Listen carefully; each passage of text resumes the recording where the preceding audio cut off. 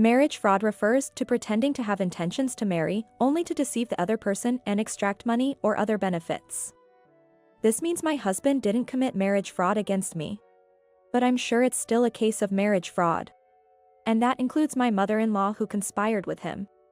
I'm Emily, 35 years old, and have been married for about 3 years.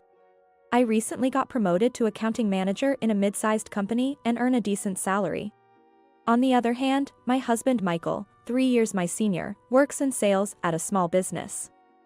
His salary was already low, and due to the recession, it seems like his pay and bonuses were cut. I don't know the exact amount, but currently, it seems to be about 2/3 of my salary.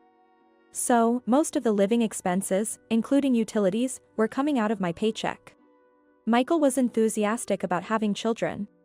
He couldn't understand why I was hesitant. At the time of our marriage, several women at my workplace were pregnant or on maternity leave. This increased the workload for everyone in my department, including me, and I wanted to wait until things settled down. I had clearly communicated this to Michael when we got married. Taking maternity leave as a manager during such a busy time isn't ideal. Emily, you're responsible and admirable for thinking that way. Michael said this and agreed with me. Yet, just a month into our marriage, he started pressuring me to have a child. It's totally fine, I'll take care of the grandchild. You just focus on your work. Even his mother, living a 15-minute walk from our new home, chimed in. Until then, my mother-in-law and I hadn't gotten along well. She seemed displeased that I didn't quit my job after getting married. I don't care how good you are at your job, but slacking off and taking care of my son is another matter. Even just being a proper housewife on the weekends would be nice, but you're always just lounging around? No matter how tired, what kind of wife are you? She often criticized, showing her favoritism towards her son. I was also surprised how she managed her finances, often going out or traveling since my father-in-law passed away. Probably, she had an inheritance from my father-in-law who passed away a few years ago. Her sudden offer to help with the grandchild in a sweet tone was suspicious. When I mentioned this to my husband, he got angry. Don't you want to let my mom hold her grandchild? She's just worried about you being over 30 and wants you to have a baby soon. Doubting her kindness is wrong. He yelled. Certainly, that's true, but I couldn't shake off my doubts. However, I wanted children too, so I decided to accept my mother-in-law's kindness. My pregnancy went smoothly without morning sickness, and I was able to take ample maternity leave. With strong encouragement from my mother-in-law, I returned to work 6 months after giving birth. Upon returning, I became an assistant manager with part-time hours, making about 2/3 of my previous salary. Yet, it was comparable to other full-time women of my age, and I was grateful to continue working. My mother-in-law took great care of my child, even encouraging me to go back to full-time. My child became very attached to grandma, which was a bit bittersweet, but I was thankful for the help. About a year later, the topic of living with my mother-in-law came up. She had hinted at it before, but I was too exhausted from work and taking care of my child and Michael to consider it. I thought living with her would not give me peace of mind, so I ignored it. However, she insisted that living together would be better for raising the child. I was mentally prepared to eventually live with my mother-in-law, but I was a bit shocked that the topic came up just 3 years into our marriage. However, considering all the help she's given with the child, I thought I should change my mindset. But I was surprised when I was called to my in-laws' house and heard the proposal from Michael and his mother. This house is pretty old, right? We're thinking about rebuilding it, said my mother-in-law with a smile, looking right at me. Yes, it's indeed quite old and has some issues like leaks. Right? And recently, my back's been hurting, it's really inconvenient. I want to make it barrier-free. But a rebuild would cost several $100,000. I thought there was a decent inheritance when my father-in-law passed away, but neither Michael nor his mother mentioned anything about finances. Worried, I interrupted them while they were excitedly discussing the new house. So, how are we going to finance this?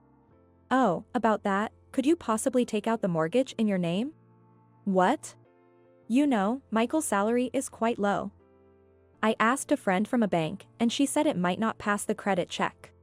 Excuse me? Yeah, you know, my low salary, sorry about that. Wait a minute, what's with this casual attitude? That's going to be difficult for me. Why? We're family, right? We're going to live together after all. That's true, but Emily, you work at a stable, reputable company, and with your title as assistant accounting manager, they said you'd qualify for a considerable mortgage. We might as well build a nice house, right? But what's the matter, Emily? Mom's asking so nicely, can't you just agree? That's not so easy. Don't worry. Trust us. I somehow managed to calm the two of them down. I'll think about it. With that, I ended the conversation. Sure, leaving my in-laws' 40-year-old house as is could be a problem. But taking out a full mortgage in my name for construction costs is just not common sense. Michael should understand that too, so why are the two of them conspiring like this? I figured out their plan when I overheard Michael's late-night phone call. When I got up for the bathroom, I heard him whispering in the dark living room. Words like construction costs and bank mortgage were audible. Listening closer, it seemed he was talking to his mother. We're almost there, Emily's about to say yes. Her only good point is earning money, after all. Me? My only good point is earning money? What does that mean? I was stunned and shocked, but then Michael started an even more shocking conversation. Yeah, having the child helps. It's in our court. If we get custody, even after a divorce, there's no problem at all. Emily's always prioritized work over childcare. We'll argue she's not fit as a mother. The child? What about the child? It's in our court? What does custody mean? They're planning to divorce me. My confusion grew, but then Michael made it clear. Of course, the house won't be in her name. If it's in mine and Mom's name, and the mortgage is in Emily's, she'll keep paying the mortgage even after we divorce. Don't worry. Once we get custody and take the child, Emily will definitely keep paying the mortgage. So, their plan is to take out the mortgage in my name, divorce me, take the child, and use that as leverage to make me keep paying the mortgage? That explains why they suddenly started pushing for a child and offered to take care of it. My shock turned to anger. I wasn't going to let Michael and his mother get their way. I started planning on how to turn the tables on them. First, I told them I would pay for the mortgage and had them visit various homebuilders and contractors to get an estimate.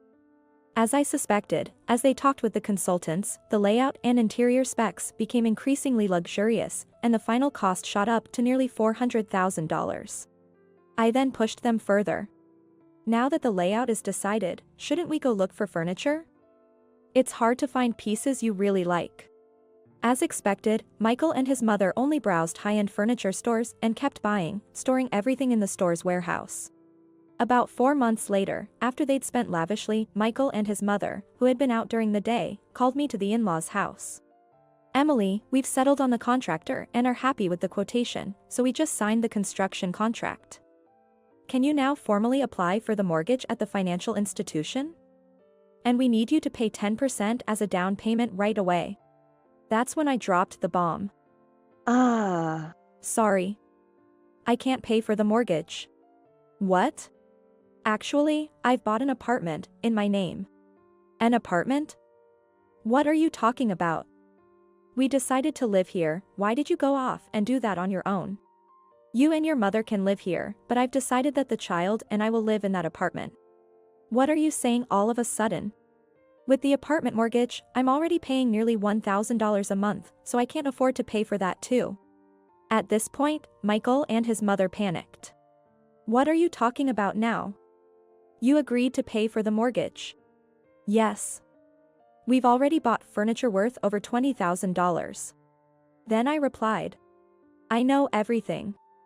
Your plan to claim I'm a failure as a wife and mother, divorce me, get custody, and make me pay for the entire mortgage. As I said this, both turned pale but tried to feign ignorance desperately. That's not possible. I know you've been a good mom, even if it's just for a short while. I've heard you've been spreading rumors in the neighborhood. My daughter-in-law doesn't do anything around the house or for the child. Even claiming I've been violent towards the child and you to make it easier to get custody. At this, his mother turned red and fell silent. Then I confronted Michael with the truth. You never showed me your pay stubs because you said you were embarrassed about your low salary. So, I searched your room. I found last year's tax assessment notice. Your income was higher than mine now.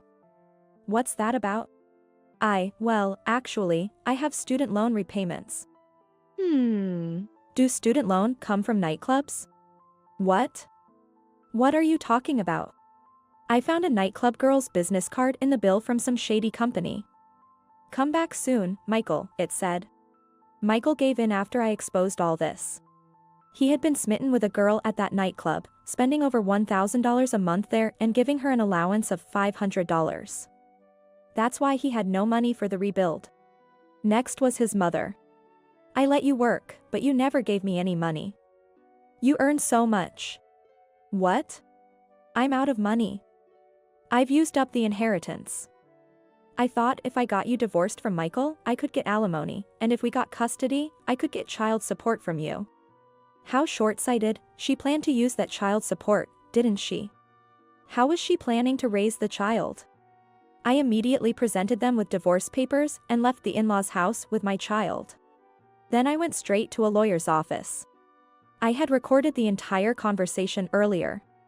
Thanks to that, I was able to get a divorce with alimony, property division, and child support. Especially with Michael's salary deception, which was close to marital fraud, my lawyer pushed hard, and I got a substantial amount in alimony.